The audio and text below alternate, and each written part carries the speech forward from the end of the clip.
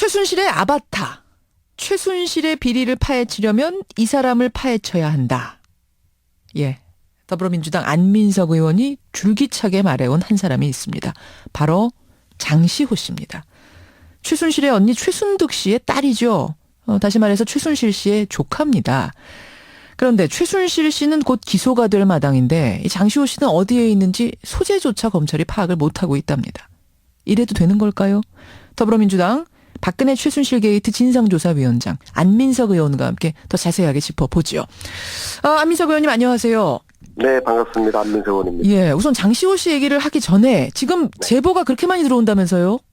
며칠 전부터 외국에서 많이 들어오는데요. 그 베트남 대사를 최순실의 언니 순득 씨가 추천했다는 제보가 와서 이거 이제 사실로 확인을 했고요. 어허. 외교, 안보, 국방 이쪽 이제 새로운 덩어리들이 나오고 있어요. 외교, 안보, 국방이요. 사실 이 문제는 지지난주에도 린다김하고 연결돼서 뭐가 있는 거 아니야? 얘기가 살짝 나왔다가 더 이상은 뭐가 없다 해서 들어간 얘기 아닙니까? 네, 제가 오늘 조금 구체적으로 좀 말씀드리려고 하는데. 그러시죠. 이 록히드 마틴사가 2010년부터 15년까지 무기 계약 체결액이 그러니까 15년까지는 8천억에 불과했어요. 예.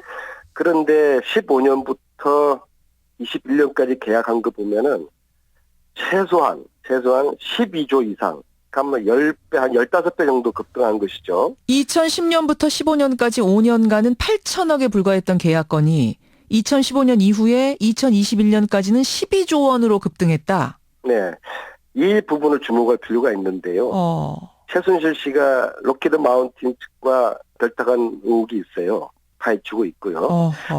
안 의원님. 네. 그러니까 그냥 이상하다. 8천억이 어떻게 12조 원까지 뛰느냐. 이거는 좀 너무 이례적이다라는 정황만 가지고 시작을 하시는 겁니까? 아니면 그 이상의 어떤 증거도 포착을 하신 건가요?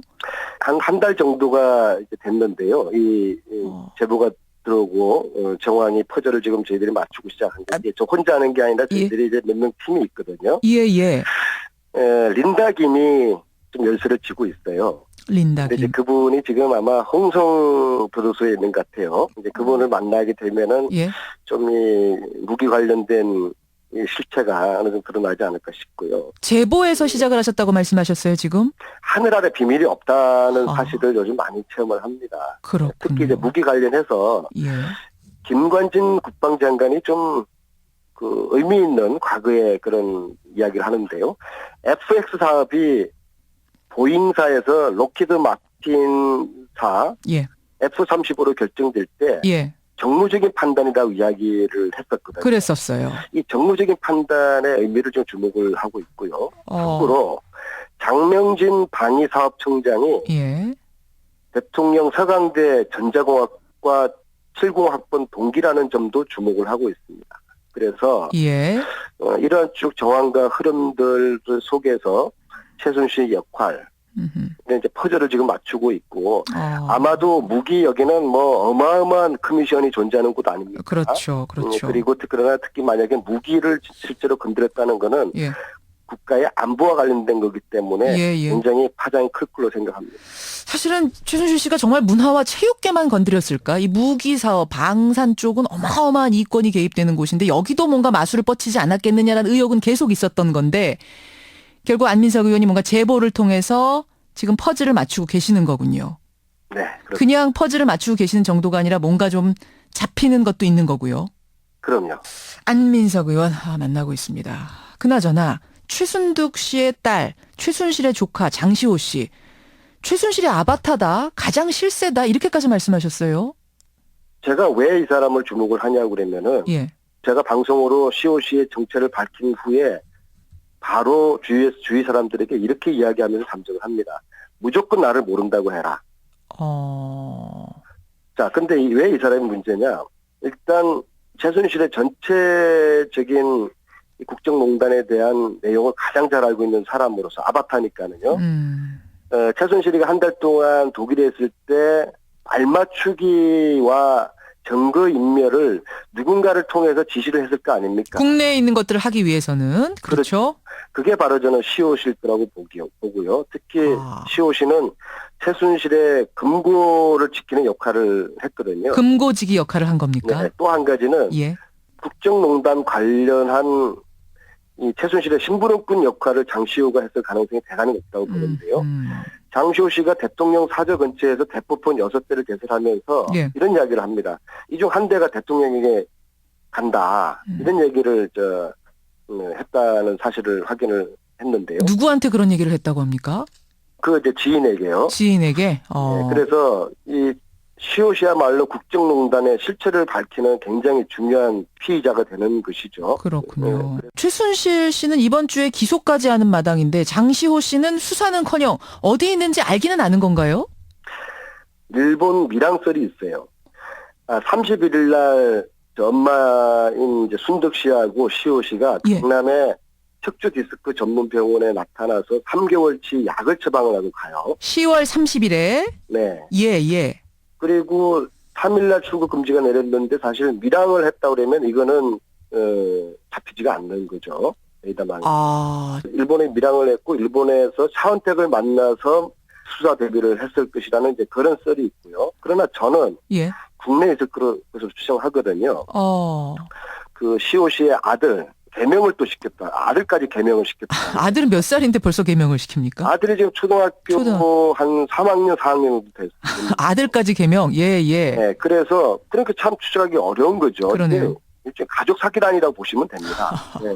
그래 추적을 피하기 위해서 이름을 수시로 바꾸는데요. 근데 이 시호 씨의 아들이 예. 서울 대치동에 있는 국제학교에 다니고 있는 걸로 지금 제보가 됐고 굉장히 부유층의 자녀들이 다니는 국제학교인데요. 예. 만약에 시호 씨의 아들이 그 국제학교를 다니고 있다고 하면은 예. 저는 거의 100% 장시호 씨는 아직도 국내 모처에서 잠적하고 있을 거라고 봅니다. 왜냐하고 그러면 시호 씨는 이제 결혼을 하고서 아들을 놓고서 바로 이혼을 하거든요. 그래서 최순실에게는 유라 씨 딸 유라 씨가 영린이거든요. 최순실의 입을 열기 위해서는 유라 씨를 구속을 하면은 최순실 씨는 무너지게 돼 있습니다. 지금도 조사받으면서 계속 딸 걱정한다면서요. 그럼요. 예. 마찬가지로 시호 씨에게 영린은 지난 10년 동안 혼자 아이를 키우면서 영린은 아들이거든요. 이 아들이군요. 네. 그래서 아들을 두고서 혼자 외국으로 도피했을 가능성은 없다고 보고요. 그렇게 보는군요. 검찰이 그럼 지금이라도 나서서 얼른 참고인으로라도 빨리 불러서 조사해야 되는 거 아닙니까? 더 증거 인멸하기 전에. 참고인이 아니라 이거는 국고 7억을 횡령한 확실한 확신범이고 피의자죠. 이젠 피의자죠. 그런데 하다못해 참고인으로라도 말입니다. 네, 시호 씨 관련된 증거인멸을 문체부가 도와줬다는 그런 이제 정황이 있어요. 예. 영재센터 거기를 문체부가 11월 3일 날 특별감사를 나갔거든요. 예. 그런데 특별감사 나가기 이틀 전에 특별점검이라는 명분으로 비공개 점검을 나가서 영재센터 직원들과 함께 증거인멸을 시도를 합니다. 문체부가요? 네. 그러니까 여전히 문체부에는 김종의 그림자가 짙게 드리워져 있는 것이죠. 참, 그것도 새로운 사실인데. 그러니까 제가 27일 날 체포 요구했을 때 바로 체포했으면 증거인멸할 시간을 안 줬는데 제가 보름 동안에 상당 부분의 증거가 인멸되어 있을 거라고 생각합니다. 그러네요. 아니 그나저나 최순실 씨 딸 정유라는 박근혜 대통령을 이모라고 불렀다. 이게 이제 이미 알려진 사실인데 장시호 씨는 고모라고 불렀다. 이게 맞습니까? 그게 어느 한 그 시호 씨의 이제 친한 가까운 지인이 이야기를 하는 건데요. 저도 이게 참 미스테리예요. 당연히 순덕 씨의 딸이면은 유라 씨처럼 대통령을 이모라고 불러야 될 텐데 고모라고 불렀다고 합니다. 왜 고모라고 불렀을까? 그러면은 이 가계도가 좀 복잡해지는 것이죠. 이것은 좀 추후에 주목하면서 좀 확인을 할 부분이라고 생각됩니다. 어떤 걸 혹시 예상하세요? 이 지금 게이트의 실체가 한 10분의 1 정도밖에 밝혀지지 않았거든요. 앞으로 10분의 9가 가기 위해 가지고는 그냥 터무니없는 의혹을 제기했다는 그런 공격을 받으면은 게이트 진상조사위원회 전체의 신뢰도가 떨어지기 때문에 특히 이런 가족 가계도 관련된 부분은 굉장히 신중하게 그렇게 접근하고 계시는 거군요. 확신과 자신이 있을 때만 이야기를 해야 된다고 생각합니다. 뭔가 이상한 점은 있지만 이건 뭔가 더 밝혀져야지 우리가 얘기할 수 있겠다 이 말씀이세요. 네, 그렇죠. 알겠습니다. 더불어민주당 안민석 의원 진상조사위원장 만나고 있습니다. 그나저나 안 의원님, 연예계도 최순실 인맥이 있다. 이렇게 의혹을 제기하시면서 뭐 연예계가 지난주 내내 술렁였습니다. 그냥 최순실하고 아는 사람이 있다. 인맥이 있다. 이 정도만으로 문제를 제기하신 건 아닐 테고 뭔가 그 이상을 좀 보신 겁니까? 제가 연예계에 최순실 인맥이 있다고 말씀드린 것은 예. 최순덕, 장시호가 우리 사회 구석구석에 손을 뻗쳤다는 부분을 말씀드리기 위해서 한 방송에서 가얗게 언급을 한 건데요. 그런데 이후에 몇몇 연예인들이 아주 난리를 치더라고요. 나는 아니다. 예. 저는 논란이 된 당사자들을 언급한 적도 없고요. 어느 누구의 특정인을 지명하지도 않았고 또 특정인이 아니라고 하지도 않았어요. 아니라고 하신 적도 없으세요? 지금 기사가 나오는 것들을 보면 누구는 아니다, 누구는 아니다, 뭐. 그게 잘못된 것이고요. 네. 저는 아무튼 이 최순실 인맥, 연예 인맥에 대한 분명한 근거를 가지고 있고요. 진실입니다. 그러나 예. 최순실 연예계 라인은 박근혜 대통령의 흔적문란, 최순실 일가의 국정농단을 규명하는 격까지 불과하거든요. 지금은 박근혜 최순실이라는 아주 크다란 악과의 지금 국민전쟁을 지금 벌이고 있는 상황이지 않습니까? 예. 네, 그래서 이 문제를 더 언급하면은 본질이 흐려진다는 판단 하에서 언급을 자제하려고 합니다. 예. 아니 뭐 억울한 피해자가 생길 수 있으니까 아예 그냥 명단을 후련하게 공개해버리는 게 어떻겠느냐 이런 얘기도 일각에서 나오긴 하더군요. 진짜 억울하시면은 법적 소송을 하시면은 제가 그때 법원에다가 증거를 다 제출하겠습니다. 알겠습니다. 예. 워낙 많은 제보들 지금 들어오고 있어서 정신이 없으실 텐데 하나하나 빠뜨리지 말고 짚어주시고요. 네, 알겠습니다. 예. 오늘 말씀 고맙습니다. 네, 감사합니다. 더불어민주당 박근혜 최순실 게이트 진상조사위원장 안민석 의원이었습니다.